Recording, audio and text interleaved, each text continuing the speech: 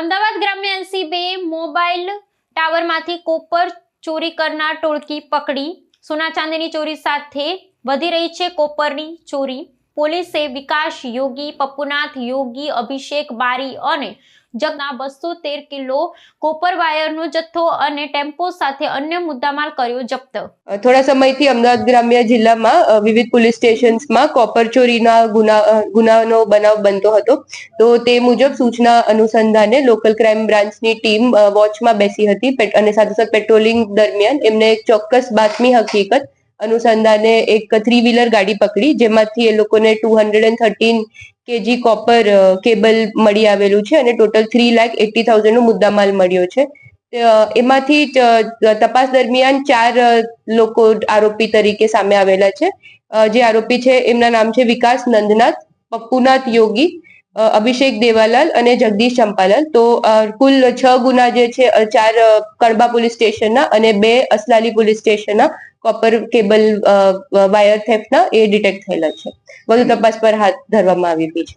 Copper શા માટે ચોરી કરતા હતા આરોપીઓ? તે વેચવા માટે કઈ જગ્યાએ ફરતા હતા એની પ્લાનિંગ શું હતી? અત્યારે જે પ્રાઇમા ફેસી જાણવા મળ્યું છે એમાંથી જે થેફ્ટ થયેલું છે પછી આરોપીઓ એને સ્ક્રેપ ડીલરને વેચતા હતા અને એમાં વધુ તપાસ આગળ ચાલુ છે. તો તપાસ પર હાથ ધરવામાં આવી છે. ખાસ કર અત્યારે કોપર થેફ્ટ કડબા પોલીસ સ્ટેશનના 4 ગુનાઓ છે અને અસલાલીના 2 ગુનાઓ છે. તો એ બાજુ ડિટેક્શન કરવામાં આવ્યું છે. આ જે 4 આરોપી છે એ મૂળ અમદાવાદમાં રહે છે, બટ 2 આરોપી રાજસ્થાનના છે અને એક મધ્યપ્રદેશનો છે અને બીજો એક આરોપી બી રાજસ્થાનનો છે. ચોરી કરતા કેવી રીતે? કોઈ મશીનરી હતી, કોઈ સાધન હતા? આમાં જે 2 આરોપી છે અભિષેક દેવાલાલ અને જગદીશ ચંપાલાલ, એ લોકો ટેકનિકલી જે વેદાંતા મેન્યુફેક્ચરિંગ કંપની છે એની સાથે જોડાયેલા છે અને એમાં કામ કરતા હતા અગાઉ. તો એ લોકોને ટેકનિકલ નોલેજ હતું, તો એ અનુસંધાને એ લોકો ચોરીને અંજામ આપતા હતા. કઈ રીતે સંપર્ક?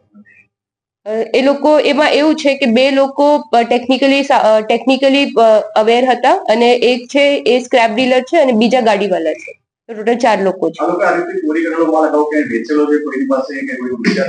એ મુદ્દે તપાસ હજી ચાલુ છે. ગુનાહિત ઇતિહાસ વિકાસ ઉપર અગાઉ એક ગુનો દાખલ થયેલો છે અને બીજાનું કોઈ હજી સુધી પ્રાઇમા ફેસી સામે આવેલું નથી.